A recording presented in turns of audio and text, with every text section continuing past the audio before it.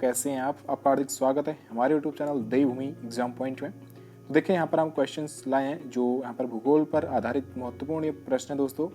आगामी यहाँ पर 31 को यहाँ पर जो एग्ज़ाम होना है कनिष्ठ सहायक 746 वाला दोस्तों, वहाँ पर आपसे ये क्वेश्चन पूछे जा सकते हैं। आपको जो है वीडियो को अंत तक देखना है और वीडियो पसंद आता है वीडियो को आप लाइक कर दीजिए।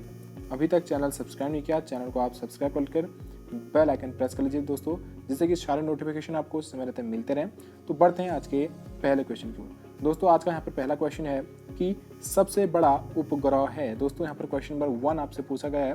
तो यहाँ पर क्या पूछ रहा है? सबसे बड़ा उपग्रह है। क्वेश्चन नंबर 1 ऑप्शन ए कहता है Ganymede, option B Titania, option C Phobos, option D Deimos. दोस्तों इसका राइट आंसर है ऑप्शन नंबर ए गयानीमीड जो है ये सबसे बड़ा उपग्रह है। ग्रह की बात नहीं हो रही दोस्तों, उपग्रह की बात हो रही है। तो सबसे बड़ा यहाँ पर उपग्रह है गयानीमीड, ऑप्शन ए बिल्कुल राइट आंसर है। नेक्स्ट क्वेश्चन आता है क्वेश्चन नंबर 2 की ओर बढ़ते दोस्तों। यहाँ पर पूछा क्या गया है? जनगणना का महाविभाजक वर्ष माना गया है। दोस्तों जनगणना का महाविभाजक यहाँ पर वर्ष माना गया है क्वेश्चन नंबर 2। तो इसका राइट आंसर क्या है? तो ऑप्शन नंबर यहाँ पर जो ए है 1921 यानी कि 1921 जो है यहाँ पर जनगणना का महाविभाजक वर्ष यहाँ पर माना गया है। क्वेश्चन नंबर 2 का ऑप्शन ए बिल्कुल राइट आंसर होगा। नेक्स्ट क्वेश्चन क्वेश्चन नंबर 3 देखिए, सौर मंडल का सबसे बड़ा ग्रह है। अब देखिए सौर मंडल का सबसे बड़ा ग्रह है कौन सा है? दोस्तों यहाँ पर क्वेश्चन नंबर 3 आपसे पूछता है पृथ्वी, बृहस्पति, शुक्र या मंगल। क्वेश्चन नंबर 3 का यहाँ पर राइट आंसर ऑप्शन बी देखिए, बी क्या है? बृहस्पति यहाँ पर जो दोस्तों ये सौर मंडल का सबसे बड़ा ग्रह है, सबसे बड़ा ग्रह है। और सबसे बड़ा उपग्रह कौन सा है? सबसे बड़ा अगर उपग्रह पूछा गया था अभी, वो क्या है? गयानीमीड। तो सबसे बड़ा उपग्रह जो है गयानीमीड है। और सबसे बड़ा ग्रह की बात करें, ये आपको यहाँ पर बृहस्पति दिखाई दे रहा है। तो बृहस्पति जो है सबसे बड़ा ग्रह है। और सबसे बड़ा उपग्रह की बात करें दोस्तों, वो यहाँ पर गयानीमीड, जो हम यहाँ पर पहले क्वेश्चन में बात कर चुके हैं। नेक्स्ट क्वेश्चन क्वेश्चन नंबर 4 आता है दोस्तों। यहाँ पर पूछा क्या गया कि जनसंख्या का अध्ययन क्या कहलाता है? दोस्तों जनसंख्या का अध्ययन यहाँ पर क्या कहलाता है? डेमोग्राफी। क्या कहलाता है? जनसंख्या का अध्ययन डेमोग्राफी यहाँ पर जो है जनसंख्या का अध्ययन कहा जाता है। तो ऑप्शन यहाँ पर जो क्वेश्चन नंबर 4 का राइट आंसर ऑप्शन सी है, डेमोग्राफी जनसंख्या का अध्ययन है डेमोग्राफी। क्वेश्चन नंबर 5 देखिए दोस्तों, आपसे यहाँ पर क्या पूछता है कि भारत का कुल जनसंख्या घनत्व प्रति वर्ग किलोमीटर है। तो दोस्तों कितना है आपसे यहाँ पर पूछा गया। क्वेश्चन नंबर 5 दोस्तों यहाँ पर है 382 व्यक्ति, यहाँ पर जो है बिल्कुल राइट आंसर ऑप्शन डी होगा। नेक्स्ट क्वेश्चन क्वेश्चन नंबर 6 देखिए, पृथ्वी के विपरीत दिशा में घूमने वाले ग्रह हैं। तो दोस्तों पृथ्वी के जो है विपरीत दिशा में घूमने वाले ग्रह हैं कौन से हैं? आपसे यहाँ पर पूछा गया क्वेश्चन नंबर 6। दोस्तों ये है अरुण व शुक्र जो है ये पृथ्वी के विपरीत दिशा में घूमने वाले ग्रह हैं। तो दोस्तों ये जैसे पृथ्वी जिस साइड को घूमती है उसके ये विपरीत दिशा में घूमने वाले ग्रह हैं अरुण व शुक्र, यानी कि ऑप्शन सी हमारा यहाँ पर बिल्कुल राइट आंसर है। तो क्वेश्चन नंबर 6 का ऑप्शन सी यहाँ पर बिल्कुल राइट आंसर है दोस्तों। नेक्स्ट क्वेश्चन क्वेश्चन नंबर यहाँ पर 7 आपको देखने को मिलता है। अब यहाँ पर पूछा क्या गया है? भूस्थिर उपग्रह की ऊंचाई होती है। दोस्तों यहाँ पर पूछा गया क्वेश्चन नंबर 7 आपसे कहता है तो भूस्थिर उपग्रह की ऊंचाई कितनी होती है दोस्तों? यहाँ पर क्वेश्चन नंबर 7। अब देखिए इसका राइट आंसर क्या होगा। क्वेश्चन नंबर 7 का राइट आंसर ऑप्शन सी देखिए, कितनी होती है? 36,000 किलोमीटर। कितनी होती है? 36,000 किलोमीटर, यानी कि ऑप्शन सी बिल्कुल राइट आंसर है। नेक्स्ट क्वेश्चन आता है, ये जो है दोस्तों ये कितनी होती है? 36,000 किलोमीटर होती है ऊंचाई किसकी? भूस्थिर उपग्रह की। नेक्स्ट क्वेश्चन क्वेश्चन नंबर 8 देखिए दोस्तों, आपसे पूछा क्या गया है कि पृथ्वी का एकमात्र उपग्रह है। दोस्तों पृथ्वी का एकमात्र उपग्रह है क्वेश्चन नंबर 8। क्वेश्चन नंबर 8 का यहाँ पर राइट आंसर देखिए, जो पृथ्वी का एकमात्र ग्रह है ये है चंद्रमा। तो ये पृथ्वी का जो है एकमात्र उपग्रह है चंद्रमा। ऑप्शन डी बिल्कुल राइट आंसर होगा। क्वेश्चन नंबर 9, भारत का लिंगानुपात प्रति 1000 पुरुष है। तो दोस्तों कितना है? तो क्वेश्चन नंबर 9 का ऑप्शन ए देखिए दोस्तों, 943 बिल्कुल राइट आंसर। तो भारत का लिंगानुपात जो है ये प्रति 1000 पुरुष है। क्वेश्चन नंबर 9 का ऑप्शन ए बिल्कुल राइट आंसर होगा। भारत का लिंगानुपात प्रति 1000 पुरुष में कितना है? 943, यानी कि 943। ऑप्शन ए बिल्कुल राइट आंसर होगा। क्वेश्चन नंबर 10, भारत को श्रीलंका से अलग करता है। दोस्तों क्या करता है? पाक जल संधि, सूडा जल संधि, होरमुज जल संधि या डोवर जल संधि। तो भारत को श्रीलंका से अलग करता है। क्वेश्चन नंबर 10 का ऑप्शन ए देखिए दोस्तों, ये पाक जल संधि जो है ये भारत को श्रीलंका से अलग करता है। ऑप्शन ए बिल्कुल राइट आंसर होगा। क्वेश्चन नंबर 11 देखिए, गंगा को बांग्लादेश में कहा जाता है। अब देखिए गंगा जो है, गंगा को बांग्लादेश में क्या कहा जाता है? क्वेश्चन नंबर 11 दोस्तों, ये कहा जाता है पद्मा। क्या कहा जाता है? पद्मा कहा जाता है। तो दोस्तों ये आपको याद रखना है। तो गंगा को जो है बांग्लादेश में क्या कहा जाता है? पद्मा कहा जाता है। क्वेश्चन नंबर 11 का ऑप्शन ए हमारा यहाँ पर बिल्कुल राइट आंसर होगा। नेक्स्ट क्वेश्चन, क्वेश्चन नंबर यहाँ पर आता है दोस्तों 12। आप देखिए क्वेश्चन नंबर 12 की बात हो रही है। यहाँ पर आता है कि भारत में अधिकांश वर्षा होती है। तो भारत में अधिकांश वर्षा कहाँ होती है? क्वेश्चन नंबर 12 आपसे पूछता है दोस्तों। देखिए A B C D 4 option दे रखे हैं और 4 में से ऑप्शन सी देखिए दक्षिणी पश्चिमी मानसून, यानी कि ऑप्शन हमारा जो सी वाला है बिल्कुल राइट आंसर होगा दोस्तों। ऑप्शन सी दक्षिणी पश्चिमी मानसून, यहाँ पर जब भारत में अधिकांश वर्षा होती है तो ऑप्शन यहाँ पर सी बिल्कुल राइट आंसर होगा। क्वेश्चन नंबर 12 का ऑप्शन सी। नेक्स्ट क्वेश्चन 13 आता है, किस पर्वतमाला को सह्याद्री कहा जाता है?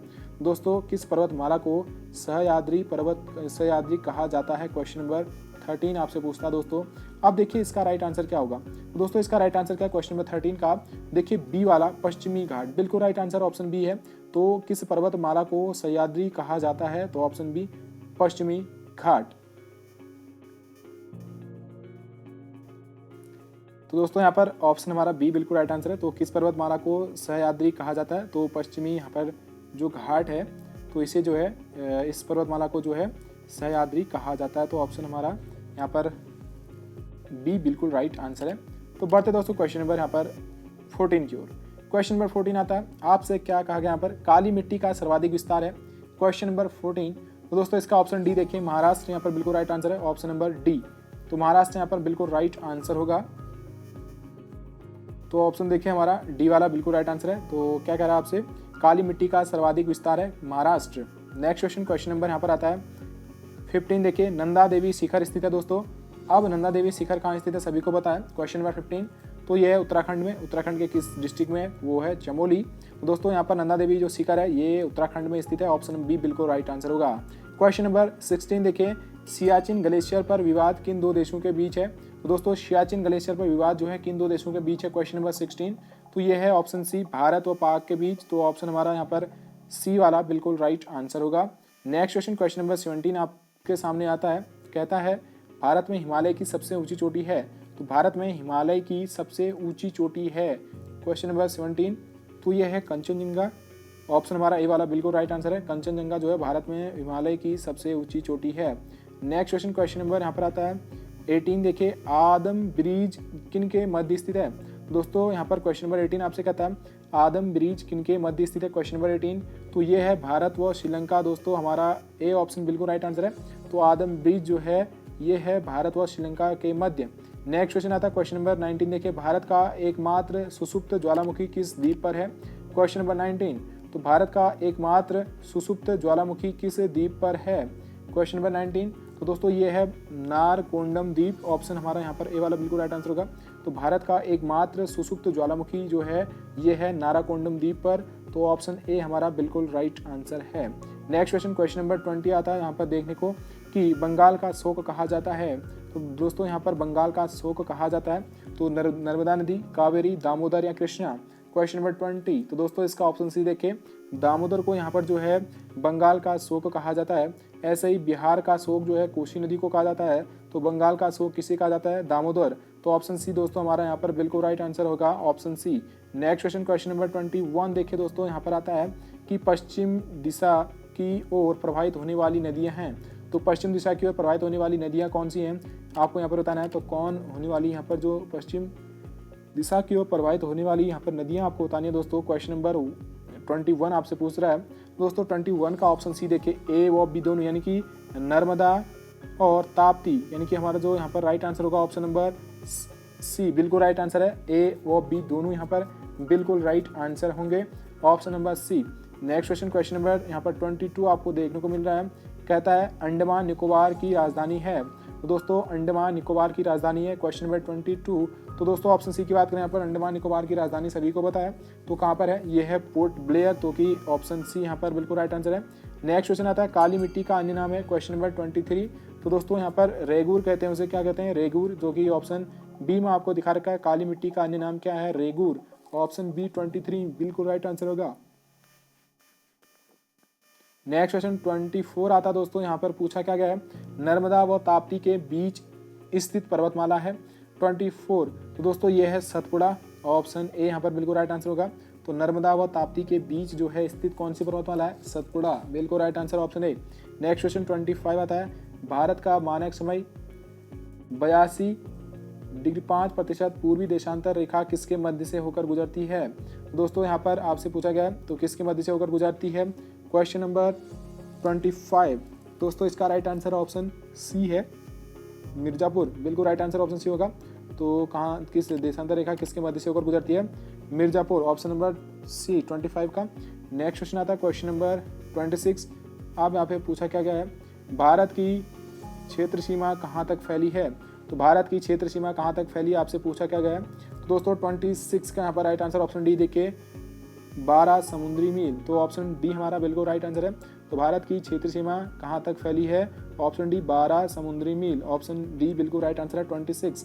नेक्स्ट क्वेश्चन 20 यहाँ पर आता है 27। आपसे क्या पूछा गया है उसे ध्यान से देखिएगा। यहाँ पर पूछा गया है कर्क रेखा भारत कितने राज्यों से होकर गुजरती है? तो कर्क रेखा भारत में कितने राज्यों से होकर गुजरती है? 27। तो दोस्तों इसका राइट आंसर क्या होगा? 27 का ऑप्शन डी देखिए, कितने 8 राज्यों से होकर गुजरती है। नेक्स्ट क्वेश्चन 28 देखें, यहाँ पर पूछा क्या गया है कि सूर्य का दीप्तिमान सतह कहलाता है? तो सूर्य का दीप्तिमान सतह कहलाता है, क्वेश्चन नंबर 28। तो 28 का ऑप्शन बी देखें, यहाँ पर प्रकाश मंडल क्या कहलाता है? प्रकाश मंडल, ऑप्शन बी यहाँ पर राइट आंसर होगा। नेक्स्ट क्वेश्चन देखिए 29। अब यहाँ पर पूछा क्या गया है, सबसे प्राचीन पर्वत माना जाता है? तो सबसे प्राचीन पर्वत माना जाता है, क्वेश्चन नंबर 29। दोस्तों यह अरावली जो है, इसे जो है सबसे प्राचीन पर्वत माना जाता है अरावली को, ऑप्शन ए यहाँ पर राइट आंसर होगा।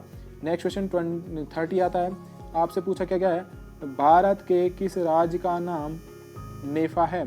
तो भारत के किस राज्य का नाम नेफा है? तो दोस्तों आपसे पूछा गया है 30 क्वेश्चन, तो यह है अरुणाचल प्रदेश का नाम जो है नेफा है। क्या है? नेफा। तो भारत के किस राज्य का नाम नेफा है? तो अरुणाचल प्रदेश।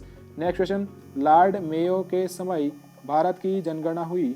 दोस्तों आपसे पूछा क्या गया है, तो लॉर्ड मेयो के समय भारत की प्रथम जनगणना हुई, आपसे 31 क्वेश्चन नंबर पूछ रहा है। तो ये हुई थी 1872 में। नेक्स्ट क्वेश्चन आता है, ऑप्शन ए हमारा यहाँ पर राइट आंसर होगा। नेक्स्ट क्वेश्चन आता है क्वेश्चन नंबर 32।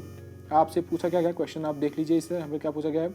यहाँ पर पूछा क्या गया है, विश्व के कुल क्षेत्रफल का कितना प्रतिशत क्षेत्रफल भारत में है? तो दोस्तों यहाँ पर विश्व के कुल क्षेत्रफल का कितना प्रतिशत यहाँ पर भारत में है? तो क्वेश्चन नंबर यहाँ पर आपसे पूछता है, तो यहाँ पर आपसे पूछा क्या गया उसे ध्यान से देखिएगा। तो यहाँ पर पूछा क्या गया है, क्वेश्चन नंबर 32। तो दोस्तों इसका राइट आंसर क्या है 32 का? तो इसका राइट आंसर होगा हमारा ऑप्शन सी देखिए, 2.42% जो है विश्व के कुल क्षेत्रफल का कितना प्रतिशत क्षेत्रफल भारत में है? 2.42। तो ऑप्शन सी बिल्कुल राइट आंसर होगा। नेक्स्ट क्वेश्चन देखिए 33। आपसे पूछा गया है भारत में जनगणना की अवधि है? तो भारत में जनगणना की अवधि है कितने, यानी कि इसका कहने का अर्थ यह है तो कितने वर्ष में यहाँ पर जनगणना होती है? 33 आपसे पूछता है दोस्तों, ये होती है 10 वर्ष में। तो यहाँ पर 10 वर्ष में जो है भारत में जनगणना की अवधि है, तो 10 वर्ष में जनगणना की जाती है। नेक्स्ट क्वेश्चन और आज का यहाँ पर लास्ट क्वेश्चन भी है, भारत की कुल जनसंख्या 2011 की जनगणना के अनुसार है? तो भारत की जो कुल जनसंख्या है 2011 की जनगणना के अनुसार कितनी है? दोस्तों आपसे यहाँ पर पूछा गया 34। तो दोस्तों यहाँ पर इसका राइट आंसर ABCD आपको बताना है। तो ये है 121.08 करोड़, ऑप्शन ए यहाँ पर बिल्कुल राइट आंसर है। तो ऑप्शन ए यहाँ पर बिल्कुल राइट आंसर होगा। दोस्तों आज हमने यहाँ पर इम्पोर्टेंट क्वेश्चन पर डिस्कस की, जो कि इम्पोर्टेंट थे परीक्षा के दृष्टिकोण से। ये है भूगोल के प्रश्न जो यहाँ पर आगामी परीक्षा में आ सकते हैं, तो आपको जो है याद रखना है। दोस्तों यहाँ पर मिलते हैं नेक्स्ट वीडियो, तो बड़ा ढेर सारी शुभकामनाएं आपको। लाइक कर दीजिए, अभी तक शेयर नहीं किया शेयर करें और सब्सक्राइब करें चैनल को इसी तरह के वीडियोस पाने के लिए।